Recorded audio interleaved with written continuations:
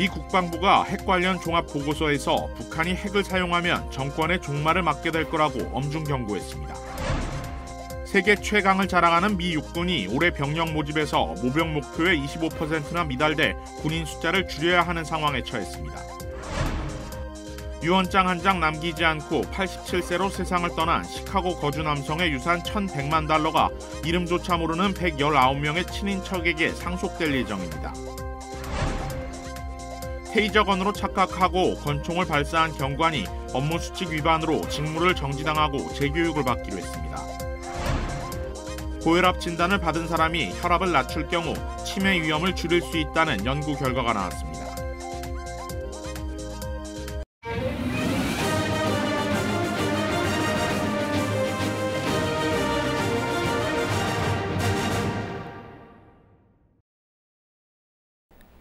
여러분 안녕하십니까? KBS 아메리카 뉴스입니다. 미 국방부가 북한이 핵을 사용할 경우 정권은 종말을 맞이하게 될 것이라고 경고했습니다. 김기현 기자가 보도합니다. 북한 김정은 정권이 핵무기를 사용하고 살아남을 시나리오는 없다고 미 국방부가 경고했습니다. 미 국방부는 2022년 핵태세 보고서를 통해 북한이 미국이나 동맹 또는 파트너에게 핵공격을 감행하면 정권의 종말을 맞게 될 것이라며 이같이 밝혔습니다. 4년 전 같은 보고서에서 북한 핵을 심각한 안보 위협으로 간주하면서 내놨던 대처 방안을 재확인한 겁니다. 미 국방부는 실제 올해의 경우 국방 전략과 함께 핵태세와 미사일 방어까지 통합해 발간한 80쪽 분량의 보고서에서 북한을 모두 33차례 언급했습니다. The NDS is also clear-eyed about other serious threats, and that includes North Korea's expanding nuclear and missile capabilities. 그러면서 동북아 안보의 핵심은 미국과 동맹의 강력해진 확장 억제 공조라고 강조했습니다. 조태용 주미 대사 역시 북한의 추가 도발에 대비해 한미 간 다양한 채널이 가동 중이라며 초점은 실질적인 확장 억제 강화에 맞춰져 있다고 밝혔습니다. 한미는 북한에 대한 확장 억제 강화를 위해서 긴밀히 협의하는 가운데에서 언제라도 발생할 수 있는 북한의 도발에 강력하고 단호하게 대응할 수 있도록 빈틈없는 공조를 유지해 나가고 있습니다. 미 국방부는 다만 중국을 가장 중요한 전략적 경쟁자로 지목하고 러시아는 당장의 위협으로 본 반면 북한의 경우 이란이나 테러 단체 등과 함께 기타 상존하는 위협으로 분류했습니다. 워싱턴에서 KBS 뉴스 김기현입니다. 세계 최강을 자랑하는 미 육군이 올해 병력 모집에서 모병 목표의 25%나 미달돼 군인 숫자를 줄여야 하는 상황에 처했습니다. 육군은 9월 말에 끝난 올해 회기년도 병력 모집에서 모병에 심각한 어려움을 겪어 올해 총 병력 수를 10,000명 축소해야 한다고 밝혔습니다. 육군은 육해공 3군과 해병대 가운데 가장 규모가 큰 46만 6,400명으로 운영됩니다. 이처럼 모병의 어려움을 겪는 것은 민간 일자리가 늘면서 젊은 층들의 군복무 의지가 줄어든 데다 육군 기준에 못 미치는 청년들이 많아졌기 때문으로 분석됩니다. 육군 측은 16세에서 21세 사이 젊은 층 가운데 단 9%만이 군입대에 관심을 보이고 있고 대부분의 청년층은 비만 등의 이유로 23%만이 육군 신체 기준에 충족되고 있어 모병의 어려움을 겪고 있다고 밝혔습니다. 미군은 지금은 중단된 이민자들을 대상으로 하는 마부니 모병 프로그램을 재개할 것으로 보입니다. 미군은 과거 합법 비자를 2년 이상 소지한 경력 있는 외국인을 대상으로 시험과 체력 테스트, 신원 조회를 거쳐 미군에 입대시킨 뒤 영주권을 건너뛰고 시민권을 취득하기에 큰 인기를 끈 바 있습니다. 푸틴 러시아 대통령이 한국이 우크라이나에 무기를 제공할 경우 한국과 러시아 관계는 파탄날 것이라고 언급했습니다. 조빈나 기자가 전합니다. 모스크바에서 진행 중인 국제포럼인 발다이 클럽 토론에 참석한 블라디미르 푸틴 러시아 대통령. 한국인 참가자의 질문을 받고 먼저 한러 관계가 매우 좋다고 답했습니다. 이어 한국이 우크라이나에 무기와 탄약 공급을 결정했다고 알려져 있는데 그렇다면 이런 행위는 한러 관계를 파괴시킬 거라고 말했습니다. 그러면서 러시아가 북한과 군사협력을 재개한다면 한국은 어떤 반응을 보이겠냐고 덧붙였습니다. 우리 정부는 그간 우크라이나에 방탄 헬멧이나 모포 같은 군수 물자와 의료 물자, 인도적 지원 등을 제공했지만 살상 무기는 지원할 수 없다는 입장을 밝혀왔습니다. 러시아는 미국과 EU가 우크라이나에 첨단 방공 시스템 등 무기를 추가 지원하는 데 대해 레드라인에 근접했다며 강하게 경고하고 있는데 한국을 직접 거론한 건 이례적입니다. 푸틴 대통령은 우크라이나 상황과 관련해 대화 의지를 거듭 밝히며 미국이 태도를 바꾸면 해결이 쉬워질 거라고도 말했습니다. Эту политику в Вашингтоне очень просто решить эту проблему, дать соответствующий сигнал в Киев, что они должны поменять свою позицию и стремиться к тому, чтобы решать эти проблемы мирным путем. 푸틴 대통령은 러시아가 우크라이나를 상대로 핵무기를 쓸 군사적, 정치적 의미가 없다고 잘라 말했습니다. 러시아는 핵무기 사용에 대해 먼저 언급한 적이 없는데도 서방이 의도적으로 핵 위협을 가하고 있다고 지적했습니다. 모스크바에서 KBS 뉴스 조빈나입니다.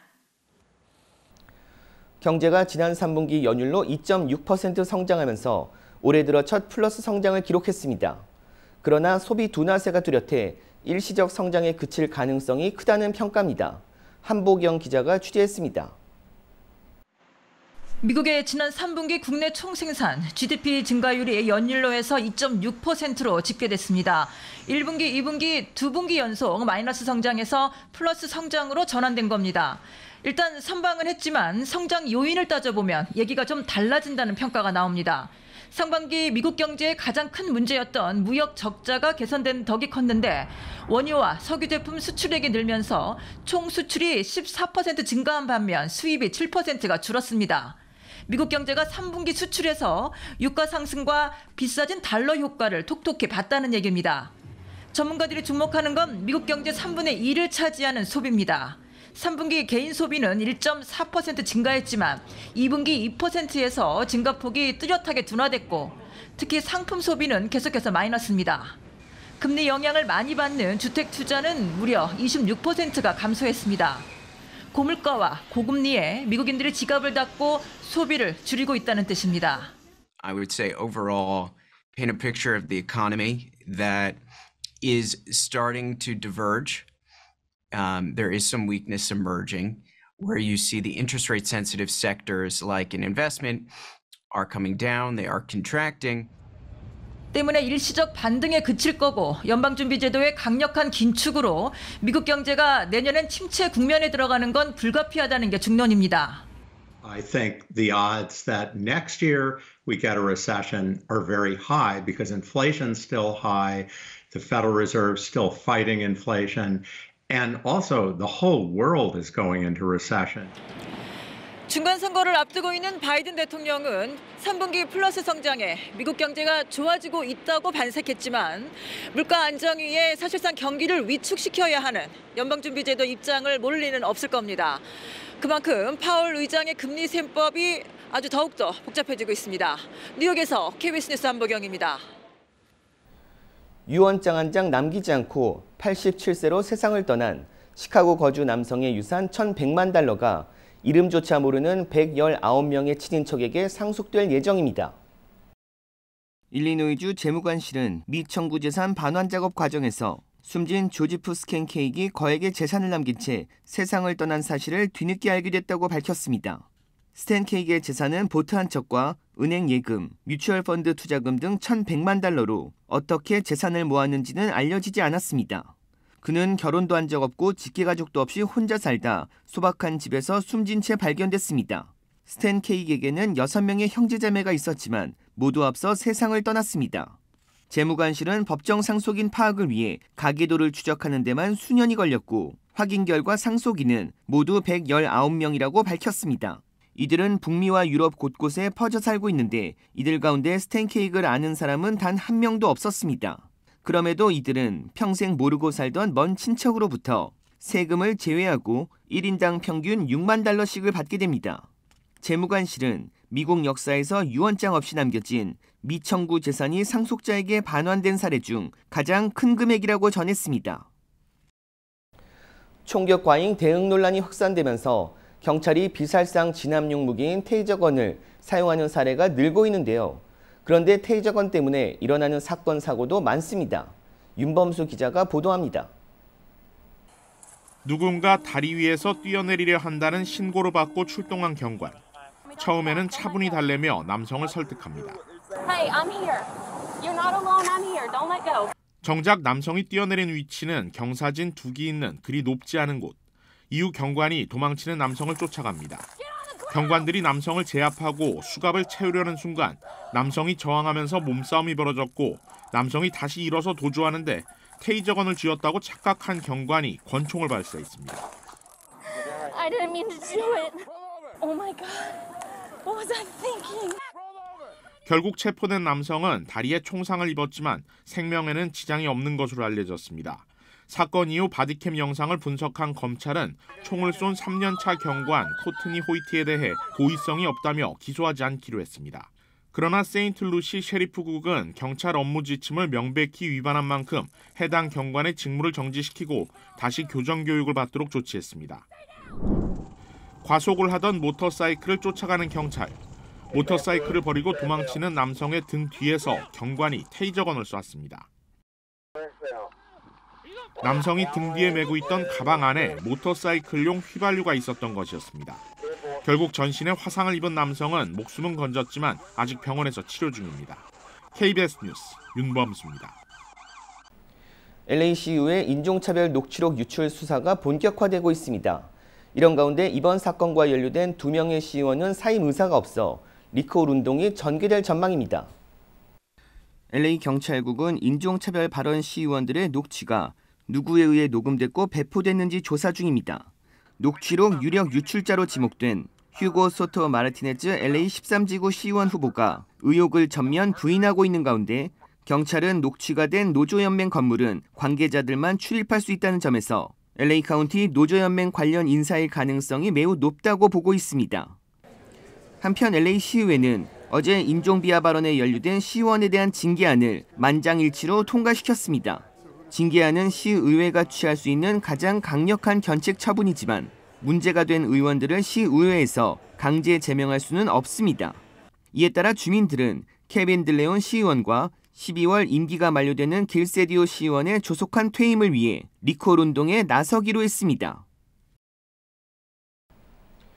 고혈압 진단을 받은 사람은 혈압을 낮출 경우 치매 위험을 줄일 수 있다는 연구 결과가 나왔습니다. 호주 뉴사우스웨일스대 연구팀이 평균 연령 69살인 고혈압 환자 2만 8천 명을 대상으로 4년간 추적 관찰한 결과 꾸준한 약물 복용으로 혈압이 내려간 사람은 치매에 걸릴 확률이 13% 정도 낮아진 것으로 나타났습니다. 고혈압 환자여도 치료를 받아 혈압을 낮추면 치매 위험이 감소하지만 고혈압을 방치하면 치매 발병 위험도 높아진다는 것입니다. 혈압이 높으면 혈관이 손상되면서 딱딱해지고 좁아지는데 이렇게 되면 산소와 영양소가 뇌세포에 제대로 공급되지 못해 치매 발생 위험도 커진다는 것입니다. 또 고혈압이 있는 사람은 그렇지 않은 사람보다 치매의 원인인 베타 아밀로이드 단백질 증가율이 2배나 높다는 연구 결과도 있습니다. 연구진은 고혈압 약도 중요하지만 금연과 운동, 짜지 않게 먹기 등 생활 습관도 함께 개선할 것을 권고했습니다. 현재 전 세계 치매 환자는 약 5천만 명 정도인데 노인 인구 증가로 2050년에는 3배나 늘어난 1억 5천만 명에 이를 것으로 예상되고 있습니다. 뉴저지 주의회에서 실내 공공장소 금연구역 확대를 추진하는 법안이 상정돼 입법 절차에 들어갔습니다. KBTV 박진호 기자입니다. 캐롤 머피 뉴저지 주 하원 의원이 상정한 이 법안은 산책로, 경마장, 놀이공원, 유적지, 공동묘지 등도 실외 공공장소 금연구역에 추가하는 내용을 골자로 하고 있습니다.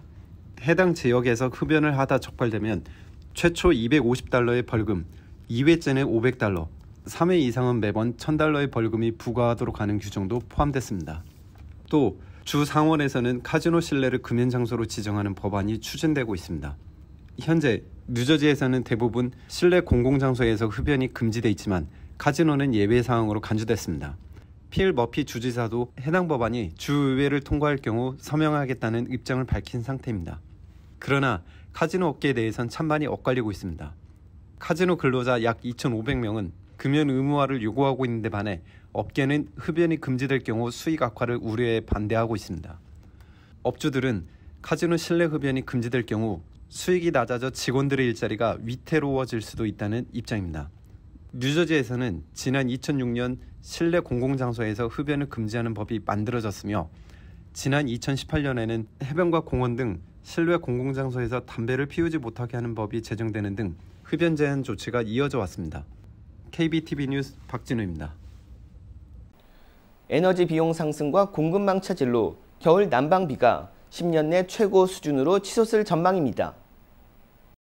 에너지부는 지난해보다 가정의 난방비가 최대 28% 가까이 급등할 것으로 보고 있습니다. 천연가스 난방비는 28%, 기름은 27%, 전기도 10% 상승할 것으로 전망했습니다. 이를 비용으로 환산하면 천연가스는 지난해보다 $931 더 난방비로 사용하고 기름은 $2,354, 전기는 $1,359가 난방비로 더 지출될 수 있습니다. 연방의회는 저소득층 가정에 $10억 추가 예산을 투입해 총 $48억 예산을 편성해 겨울철 난방비 보조금으로 지원할 예정입니다. 하지만 팬데믹 기간 배정된 $80억에 못 미쳐 비용 연체로 전기나 가스 공급이 중단되지 않도록 하는 정책 도입이 시급하다는 주장도 제기되고 있습니다. 은퇴 후 안락한 생활을 위해 필요하다고 생각하는 돈은 늘었지만 실제 보유 자금은 줄어든 것으로 나타났습니다. 한 금융서비스 업체가 2,300여 명을 대상으로 조사한 결과 사람들은 은퇴 후 안락한 생활을 위해 최소 $125만 필요하다고 생각하고 있었습니다. 하지만 실제로 본인 계좌에 있는 돈은 평균 $87,000에 불과했습니다. 노후자금 규모는 지난해보다 20% 증가한 반면 보유자금은 11%가 줄어든 것입니다. 은퇴 예상 연령은 64살로 지난해 62살보다 2살 높아졌는데 이는 2년간 은퇴 자금을 더 모으기 위해서라고 답했습니다. 또 은퇴를 앞둔 응답자 10명 중 4명은 노후 자금이 부족할 것으로 예상한다고 답했고 응답자 절반은 은퇴할 때쯤 사회보장 제도가 없을 수도 있다며 노후가 불안하다고 밝혔습니다. 한국 정부가 다음 달 예정된 일본 해상자위대 70주년 국제 관함식에 해군을 참석시키기로 했습니다. 그런데 우길기와 비슷한 자위 함기에 경례를 해야 해 논란이 일고 있습니다. 최영윤 기자가 보도합니다. 다음 달 6일 일본 요코스카 기지에서 열리는 국제 관함식에 정부가 해군 함정을 보내기로 했습니다. 관함식에는 전투함이 아닌 1만 톤급 군수 지원함인 소양함이 참가합니다. 소양함은 관함식 뒤 미국, 영국 등 12개 참가국 함정들과 연합 탐색 구조 훈련도 합니다. 해군 참모총장도 관함식과 서태평양 심포지엄에 잇따라 참가합니다. 국방부는 북한의 도발로 야기된 엄중한 안보 상황을 최우선으로 고려했다고 참가 이유를 밝혔습니다. 한국의 일본 관함식 참가는 2015년 이후 7년 만입니다. 앞서 2002년과 2015년 우리 해군이 일본 관함식에 참가했고 일본도 2차례 우리 관함식에 참가했습니다. 정부는 최종 결정까지 국민 정서를 감안해 고심을 거듭했습니다. 해상 자위대기는 일제시대 일본군 깃발인 우길기를 그대로 계승했는데 관함식에서는 국제 관례에 따라 이 깃발을 개양한 일본 함정에 대함 경례를 해야 하기 때문입니다. 우길기에 대해서 경례하고 오는 그 행위 자체는 우리 식민지에 대한 정리가 안 된 상태고 독도를 자기네 땅이라고 지금 우기고 있는 이 상황에서 가서 경례할 수가 없어요. 이에 대해 국방부는 1954년부터 사용하고 있는 자위함기 개양을 제한하는 것은 어려운 일이라며 한국과 일본이 각각 2차례씩 상대국 관함식에 참가했던 선례도 고려했다고 말했습니다. 강제동원 배상 문제와 2018년 해상 초계기 갈등 등 난제에도 불구하고 관함식 참가를 결정한 건 한일 관계 개선에 대한 강한 의지를 보인 것으로 해석됩니다. KBS 뉴스 최영윤입니다. 테슬라의 자율주행 보조 기능 오토파일럿이 허위, 과장 홍보됐는지 여부에 대해 연방법무부가 수사에 나섰습니다. 법무부는 오토파일럿과 관련해 벌어진 10여 건의 충돌 사고로 사망자까지 발생하자 수사에 착수했습니다. 법무부 검사들은 오토파일럿 기능에 대한 테슬라의 입증되지 않은 주장들이 소비자와 투자자에게 잘못된 선택을 하게 했는지를 비공개 수사 중입니다. 이번 연방법무부의 수사는 테슬라 법인과 경영진 개인들에 대한 형사기소 가능성까지 열어두고 진행되고 있어서 그동안 캘리포니아 교통당국이 해온 조사보다 한 차원 높은 수준의 수사인 것으로 알려졌습니다. 올겨울 코로나와 독감, 호흡기 바이러스가 동시에 유행하는 트리플데믹 우려가 커지고 있는 가운데 ASQ 한인금연센터는 면역력 향상을 위해 금연이 필요하다고 강조했습니다. 이달 초 독감 감염률이 10%를 넘으면서 예년보다 빠르게 독감이 확산되고 있습니다. 여기에 팬데믹 기간 유지했던 사회적 거리 두기와 마스크 착용 의무화 조치가 없어지면서 독감과 코로나, 호흡기 바이러스 등이 동시에 유행하는 트리플데믹이 우려되는 상황입니다. ASQ 한인금연센터는 독감이나 호흡기 질환을 예방하기 위해서는 신체 면역력을 높이는 것이 중요하다면서 7,000가지 이상의 유해 화학물질을 포함한 담배를 끊을 경우 면역 체계를 강화하는 데 큰 도움이 된다고 강조했습니다. ASQ 한인금연센터는 금연 코치와 상담하는 등 주위의 도움을 받는 것이 성공 확률을 높일 수 있다면서 금연 서비스를 이용해 줄 것을 당부했습니다. 금연 서비스는 무료로 제공되며 한국어를 구사하는 카운슬러의 조언과 도움을 수시로 받을 수 있습니다.